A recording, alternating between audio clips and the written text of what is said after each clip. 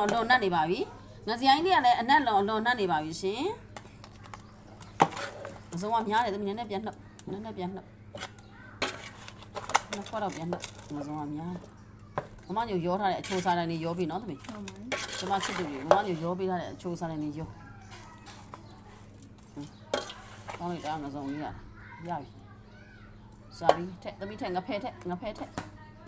်ငစရိုင်းပါမယ်ငပုတ်တင်ငပုံနာအပေါက်ကားကလေးအပေါက်ငပတ်အပေါက်ကကြပုံငခွေးရှာငနုတန်းငဖဲနော်အမမြင်တဲ့အတိုင်းငဖဲလေးတွေပါပြီနော်မြင်နေနော်ငဖဲပေါက်ကလေးတွေမြင်နေနော်ငဖဲလေးတွေထက်သမီးထက်ငရထက်ကောင်းလိုက်တာကဲရောပြီတော့ကဲချစ်တို့ရေဒီထဲမှာဘာငါးတွေပါဝင်လဲဖြူဖြူလေးတွေကတော့ငစုံပါငစုံထဲမှာဘာငါးတွေပါဝင်လဲငပုတ်တင်ငပုံနာအပေါက်ကားကလေးအပေါက်ငပတ်အပေါက်ကကြပုံငခွေးရှာငနုတန်းငပြအမိနဲ့ခွာငမီးတန်တဲ့စတော့ငါးတွေနဲ့ငဖဲလဲတစ်စလုံးထည့်ပြတယ်နော်ငဖဲတွေလည်းရှိပါတယ်ယနေ့ငဖဲအိုးဖော်ပါတယ်ငစုံအိုးဖော်ပါတယ်ငရံအိုးဖော်ပါတယ်ငစရိုင်းကတော့အရင်ဖော်ထားတဲ့အိုးပါရှင်နော်ငစရိုင်းလေးလည်းမြင်တယ်နော်ကျမချစ်တဲ့ငစရိုင်းလေးလည်းရောပြထားတယ်ငရံလည်းရောပြထားတယ်ငဖဲလည်းပါတယ်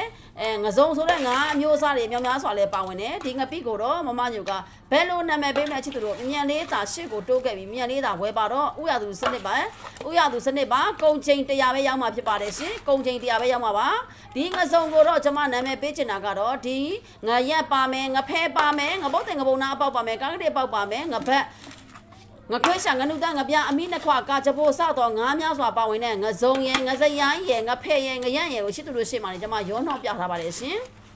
ဟုတ်ကဲ့ပါငစရိုင်းတစ်မျိုးကအရင်ဖော်ထားတာပါငစရိုင်းတစ်မျိုးပဲလွန်ခဲ့သောတစ်ပတ်လောက်ကဖော်ထားတဲ့အိုးဖြစ်ပါတယ်ကျန်တဲ့ငရံ့တွေငဖဲတွေငစုံတွေကယနေ့မှဖော်တဲ့ငပိအိုးဖော်တွေဖြစ်ပါတယ်မြန်မာကျက်ကငပိဆိုတာစားပေါ့မယ်နှစ်ချို့မယ်ငပိရေမတူဘူးစံလုံးမုန်းနဲ့တိတ်တယ် expire date လုံးဝ expire date လုံးဝမလို့တော့เนาะအမျိုးဆိုတာမြန်မာကျက်ကငပိမျိုးပါဖြစ်ပါတယ်ရှင်ဘာကြောင့်လဲဆိုရင်မီယိုဖလာငပိတိတ်နေရဲ့ကြောရိုးတွေကိုမိညမ်းတူမှာငပိတိတ်ထားတာပါရှင်တကယ်ကိုမှကောင်းမွန်သောငပိပါစားပေါ့သောငပိနှစ်ချို့သောငပိအင်္ဂါရဲ့ငပိဂုံတက်တိနဲ့ညညွတ်သောင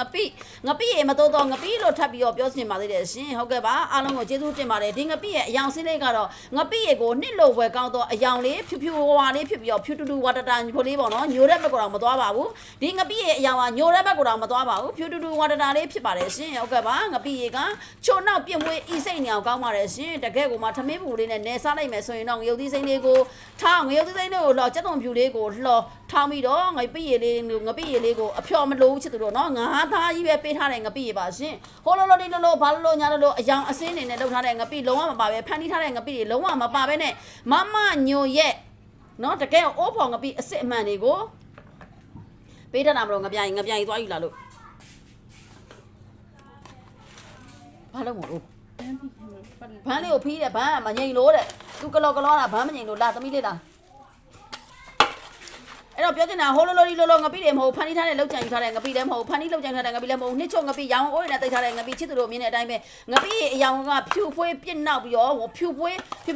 ူတူဝါတတာလေးနဲ့ပြစ်နောက်ချိုအီမွေးနေတဲ့ငပိပါရှင်ထမင်းမူလေးနဲ့နယ်စကြက်သွန်ဖြူလေးနဲ့ငယ်သေးသေးကိုလှော်ထောင်းဇောလေးထောင်းငပိအပြုံငပိလေးကြိုထက်နော်အတော့မြုပ်လေးနဲ့စာအာရှလို့ဂလုတ်နဲ့ရမ်းကိုကောင်းတော့အားရှိစေတော့ကယ်ဆီယမ်ဓာတ်တွေမလို့တော့အိုင်အိုရင်း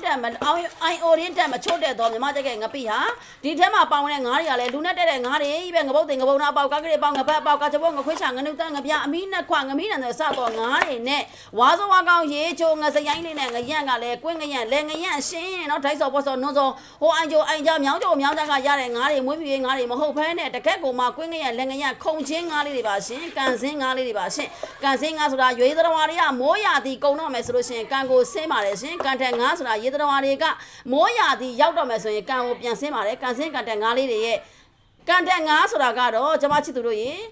မိုးရာသီကုံတော့မယ်ဆိုလို့မိုးရာသီကုံတော့မယ်ဆိုရင်ကန်တဲ့ငါးတွေကမိုးရာသီရောက်တော့မယ်ဆိုရင်ပြောချင်တာပါလဲဆိုမိုးရာသီရောက်တော့မယ်ဆိုရင်ကန်တဲ့ငါးတွေကပြက်တဲ့အိုင်နေတဲ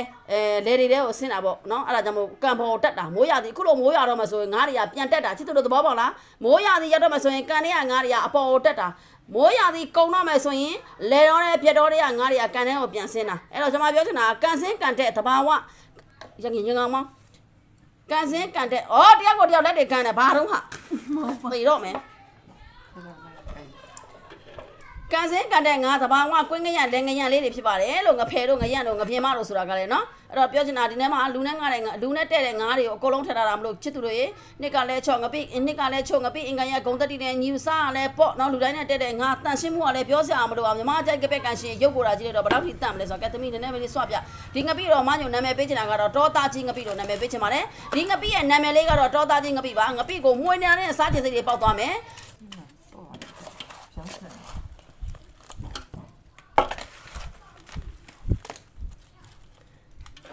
နော်ချစ်တို့နော်ကန်စင်းကန်တဲ့ငါးတွေနဲ့တဘာဝငါးတွေနဲ့ငပိရဲ့အရာကဖြူပွေးပြစ်နေပြီးတော့နော်ဤစိတ်မွေးနေအောင်နော်တကယ်ကိုမှကောင်းတဲ့ငပိပါငပိကိုမွေးနေတဲ့ချစ်တို့မြင်တဲ့အတိုင်းပဲဒါကိုကျမကနော်မြန်မာပြည်သူပြည်သားတွေငပိကြိုက်တဲ့ရွှေမြန်မာတွေကိုကျမကဒီလိုတန်ရှင်းမှုအရာစားပေါ်ကျမိုင်းနဲ့ညီညွတ်နော် expire rate တွေမလို့နော်ငပိရောငပြရောအကုန်လုံးဒီလိုကောင်းချင်းနဲ့ပြည့်စုံတဲ့ငပိကိုကျမကလုပ်ပေးထားတာဆိုတော့ကျမကဘလောက်ထိချစ်သူတို့ပေါ်မှာလေနော်ဒီငပိကြိုက်တဲ့ရွှေမြန်မာတွေအတွက်ငပိကောင်းကောင်းလုပ်ပေးဖို့ရှာမှာငါရဲ့တာဝန်ပဲလို့ဒီလိုခံယူထားတာပါရှင်တေချာပြပြမယ်နော်ငပိရေကိုကြိုက်တဲ့လူငပိရေချိုကြိုက်တဲ့လူငပိကြိုက်တဲ့ရွှေမြန်မာတွေအတွက်ငပိကောင်းကောင်းလို့တတ်မှတ်ထားတာမို့ကဲချစ်သူတို့ရေကျမငပစိန်ဒီငပိကိုဒေါသကြီးငပိလို့နာမည်ပေးထားပြီးတော့ကျွန်မရောင်းချင်တာတပိတ်တာကို19000လောက်ရောင်းချင်နေရှင်နော်တပိတ်တာကိုကျွန်မ19000လောက်ရောင်းချင်ပါတယ်ဒေါသကြီးငပိကိုကဲချစ်သူတို့က12000နဲ့ပဲယူပြီးတော့12000နဲ့ယူပါတပိတ်တာ19000ငပိကို12000နဲ့ပဲယူပါမြန်ယူပါ3ပိတ်တာယူရင်3000ခွဲပဲပေးပါ3ပိတ်တာယူရင်3000 3ပိတ်တာယူတဲ့တော့3000ခွဲပဲပေးနော်တကယ်ကိုကောင်းတဲ့ချစ်သူတို့မြင်တဲ့အတိုင်းပဲငရက်နေငဖဲတွေနော်မြင်တဲ့ငစရိုင်းနေငပုတ်တင်ငပုတ်နာကာကလေးပေါင်ငပတ်အပေါက်ကကြပိုးငခွေးရှာကောင်းလိုက်တာငပိကတကယ်ကိုငပိလေးကဖြူဖြူလေးနဲ့ဝဝလေးနဲ့ချစ်သူတို့ရဲ့အရန်ကိုကောင်းတာစမင်းမောင်လည်းထည့်စရာမလိုနှစ်ချုံငပိတွေမလို့နော်စားပေါ်တယ်နှစ်ချုံတယ်ကဲဝယ်ကြပြီတော့ကျွန်မချစ်သူတို့ဘလောက်တောင်ကောင်းနေမလဲမသိအနက်နဲ့နေမှာအေးစုတို့ဘိုက်စာနေပြီကဲချစ်သူတို့မြန်နာဝယ်ကြပြီတော့ရှင်